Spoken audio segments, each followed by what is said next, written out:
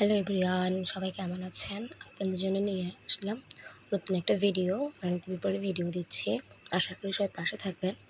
আজকে নিয়ে এলাম আপনাদের জন্য দেশীয় ছাগল মাছের রেসিপি। এটা আমার ঠাম্মার হাতের রেসিপি। আমরা ছোটোকালে দেখতাম, মানে যখন বুঝ হয়েছে তখন দেখতাম আমার ঠাকুমা হচ্ছে এভাবে ছাগল মাছ রান্না করতো। যেহেতু ছাগল মাছগুলো পেয়েছি সেহেতু হচ্ছে আমি কিনে এনেছি সপ্তাহের জন্য, তাই হচ্ছে আজকে ছাগল মাছগুলো রান্না করব। প্রথমে হচ্ছে ছাগল মাছগুলো ভালো মতো পরিষ্কার করে নিয়ে কেটে নিয়েছি। আর ছাগল মাছগুলোর পেটে অনেক ডিম ছিল, আর যেহেতু সবথেকে ডিমটা পছন্দ করে ওর জন্য ডিমটা ভাজি করব।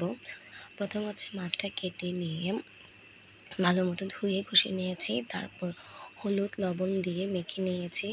মেখে কিছুক্ষণ রেখে দিব যাতে করে মাছের ভিতরে লবণ হয়ে যায়, একটা আটশে ভাবটা গন্ধটা না আসে।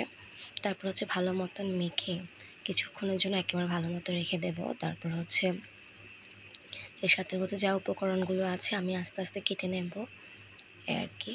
তো হচ্ছে এর মধ্যে আমি কড়াই বসিয়ে দিব। কড়াই বসিয়ে দিয়ে হচ্ছে মাছগুলো একটু এপিট ওপিট করে ভেজে নিব, যাতে করে একটা আটশে যে গন্ধটা থাকে মাছের সেই গন্ধটা থাকবে না। তাই হচ্ছে আমি একটু এদিক সেদিক করে ভেজে নিচ্ছি। আর এই ছাগল মাছের ঝোল দিয়ে হচ্ছে এক থাল ভাত খাওয়া যাবে।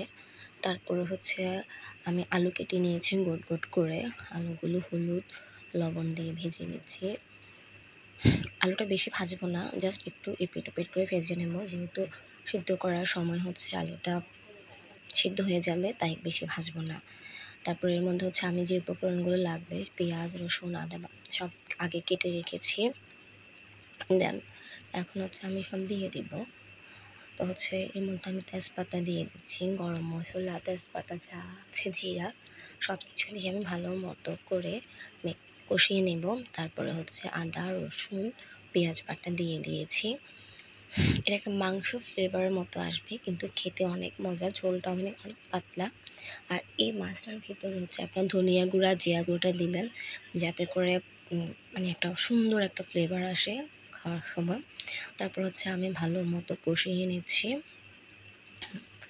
কষানো হলে আমি হচ্ছে এর মধ্যে হলুদ মরিচ ধনিয়া জিরা যা যা আছে সব হচ্ছে আমি দিয়ে দিব এই আর কি। কারা কারা হচ্ছে ছাগল মাছ পছন্দ করেন তারা হচ্ছে এভাবে রান্না করে খেতে পারেন। আর আমি মানে কি বলবো, 100% দিয়ে বলতে পারি আপনি যদি এভাবে রান্না করে খান আপনারা অনেক মজা পাবেন, অনেক স্বাদ লাগবে আপনাদের কাছে। তারপর হচ্ছে যখন আমি একটু কষিয়ে এসেছি আমি হচ্ছে একটু গরম জল দিয়ে দিয়েছি। তারপরে হচ্ছে আমি হলুদ মরিচ যা যা উপকরণ আছে দেওয়ার মতো আমি সব দিয়ে দেব চুলাতে এই আর কি। যেহেতু অনেক দিন ভিডিও বানাই না, তাই ভাবলাম যে আপনার সাথে ছোট্ট একটা ভিডিও শেয়ার করি। আর চেষ্টা করতেছি আস্তে আস্তে আমি আপনাদের সাথে সবগুলো ভিডিও শেয়ার করার জন্য। তাই আমার পাশে থাকবেন, আমার ভিডিওগুলো দেখতে থাকবেন, আমি কি ভিডিও দিই না দিই এই আর কি। আর কমেন্ট করে জানাবেন আমার ভিডিওগুলো কেমন হচ্ছে বা আপনারা কেমন ভিডিও দেখতে চাচ্ছেন, ভিডিওগুলো আমাকে কমেন্ট করে জানাবেন। তারপর হচ্ছে আমি ভালো মতন আবার কিছুক্ষণ হচ্ছে হলুদ মরিচ সব মশলা দিয়ে দিয়েছি। এটা এখন হচ্ছে কষিয়ে নিব ভালো মতো যেন হয় এই আর কি। ভালো মতো কষানো হয়ে গেলে আমি হচ্ছে মাছের জলটা দিয়ে দেব। অনেকেই আছে ঝাগর মাছ খেতে চায় না, আমি বলতে পারবো যে যারা ঝাগর মাছ পছন্দ করেন না তারা এটা একবার খেয়ে দেখবেন, আপনাদের কাছে অনেক অনেক ভালো লাগবে। আর দেশীয় ঝাগর অনেক টেস্ট আর কি। তো হচ্ছে আলুগুলো যখন একটু মাখা মাখা হয়ে আসবে এভাবে, তখন হচ্ছে আমি এটার ভিতরে হচ্ছে জলটা দিয়ে দেব ঝোলের জন্য। কার কার রান্না করতে ভালো লাগে সবাই কমেন্ট করে জানাবেন কার কার ভালো লাগে। আর ঝাগর মাছের আর কী কী রেসিপি আছে সবাই কমেন্ট করে জানাবেন, রেসিপি দিবেন, চেষ্টা করবো আপনাদের রেসিপিগুলো ফলো করার জন্য। আর যেহেতু এখন বর্ষাকাল চারিদিকে খাল বিলে অনেক মাছ পাওয়া যায়, যেমন পুঁটি মাছ তারপরে বাইম মাছ শিং মাছ, দেশীয় এই মাছগুলো ঝাগর মাছ মাগুর মাছ যাই বলুন পাওয়া যায় এই আর কি। তো হচ্ছে ঝোল দিয়ে দিয়েছি, আপনারা দেখতেই পারতেছেন। ঝোলটা আমি হচ্ছে বেশি দেবো না, মিডিয়াম দেবো, যেহেতু মাছ অল্প তাই হচ্ছে মিডিয়াম দেবো যাতে ঝোলটা একটু পাতলা থাকে এই আর কি।